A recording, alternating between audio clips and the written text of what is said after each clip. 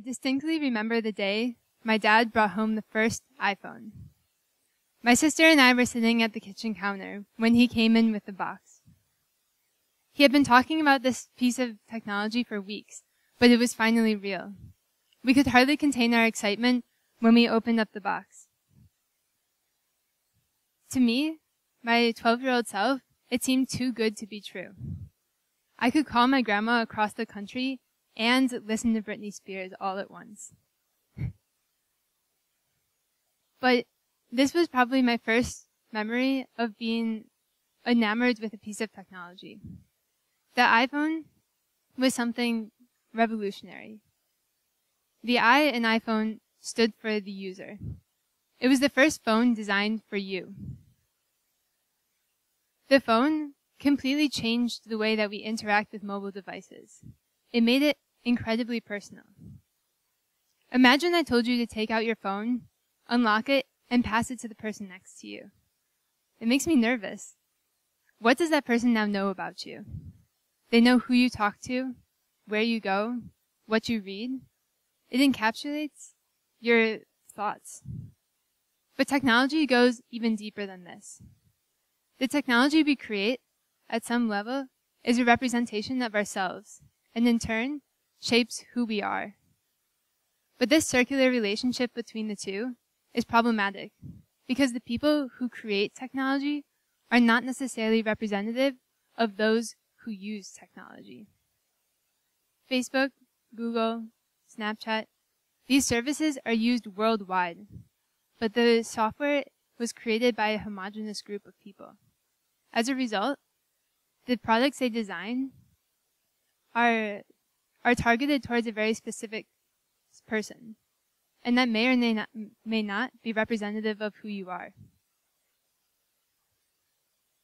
As a student at NYU Abu Dhabi, I've had the unique opportunity to be able to visit a variety of countries in the region and see how massively global these companies have become. A few weeks ago, I was in Mumbai, India. There, small manufacturers were shipping their products worldwide with Amazon. The city was hyper-connected with WhatsApp. Shop windows had signs for Wi-Fi. As I walked down the street, there were 3 girls taking a selfie with their Android phone. The fact that I'm even pointing these things out seems strange. Of course there are these things in a city like Mumbai. But it's the fact that we take for granted the ubiquity of this technology that I think it deserves a few minutes of our time. Think about it. A piece of technology built in California, halfway around the world from Mumbai, is spread across cultures. What are the social implications of this? It's easy to think about technology as something that's fact, as something that's objective. It's just a combination of logic and algorithms. But in fact, embedded in the code that we write, there are a series of assumptions that come from our cultural paradigms. To illustrate this, I want to share a story with you about a time when technology failed to represent a diverse group of people. A few years ago, I interned with an organization in Jordan that worked with Iraqi and Syrian refugee girls. That summer, I think I got more Facebook friends than I had in my entire life. The Facebook was ingrained into the social circles of these girls, just as much as it was into mine. But the way we used Facebook was very different. To me, Facebook was a representation of myself, my personality. I posted pictures of things I liked to do, and I liked pages that represented my own beliefs. Unique personalities and individualism was something that was valued from where I was from. But to these girls, they never posted photos of themselves on Facebook. And often they didn't even use their real names. To them, Facebook was primarily a tool for communication. When I asked them why they didn't post photos on Facebook, they seemed confused, but they hinted that it wasn't really what their parents wanted. I realized that maybe there was an important difference here. To me, Facebook was a representation of who I was as an individual, but to them, it was a representation of their family name. So how can Facebook design a platform for both of us that bridge these cultural divides. We both had to conform to the constraints of Facebook, the profile picture, and the rules of the Facebook wall. But these design choices, in turn, shape the way that we interact with others. These design choices, in turn, have shaped the way the millennial generation has become very individualistic. Despite the fact that the young Syrian girls and I used Facebook in a very different way, it still shaped us in the same direction. We both became more individualistic as a result of using this software. But what would the effect have been if the social media was centered around the Syrian girls? What if it was based on groups, and what defined you was what groups you were a part of, instead of your individual Facebook page? These design choices can fundamentally influence the way our social interactions and ourselves. But you may be thinking, of course the things we create are a representation of ourselves, and of course they shape who we are. But technologies like Facebook are incredibly important because they have the capability to reach 1.86 billion people at any given moment. And they do this every day. That kind of reach is something that not many other things have.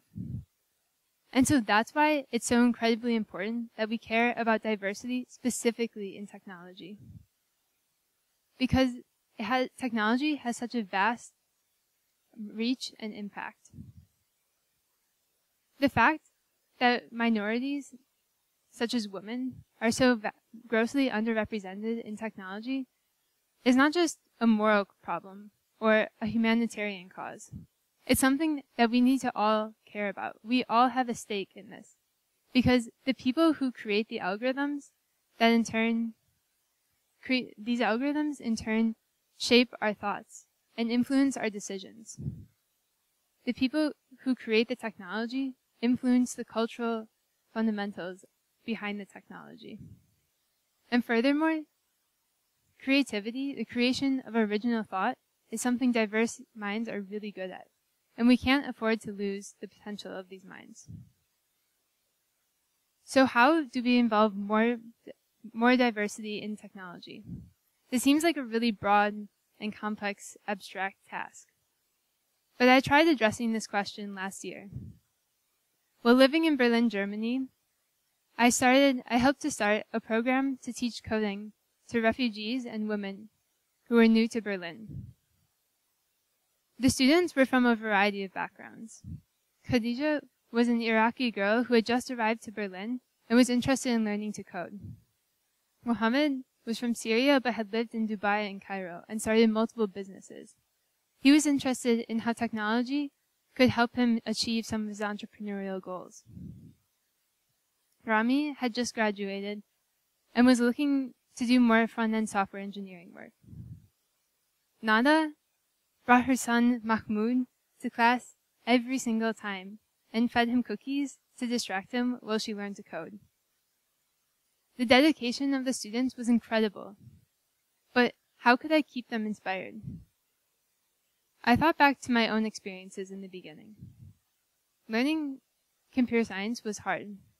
When I first started out my freshman year and told people that I was a computer science major, people looked at me and said, "You don't look like a computer scientist." Or, "When are you going to change your major?" So, in the class, I worked hard to overcome the stereotype of the nerdy coder who stays up all night drinking Red Bull. I also wanted to make the class practical.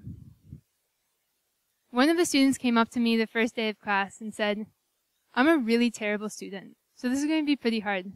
I was like, the class hasn't even started yet. But nonetheless, it made me realize that if I wanted the class to be accessible, I needed to focus on the opportunities and potential of coding, and not just the code itself.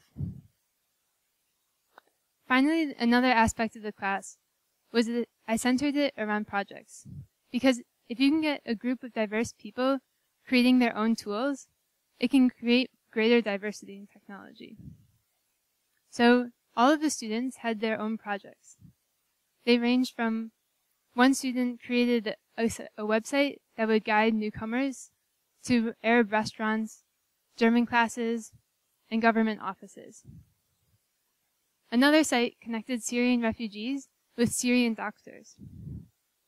And yet another platform provided and offered tours to local Berliners who wanted to see the city from a refugee perspective. These tools were what the refugees wanted and needed. Well, of course, the information potentially could be out there somewhere.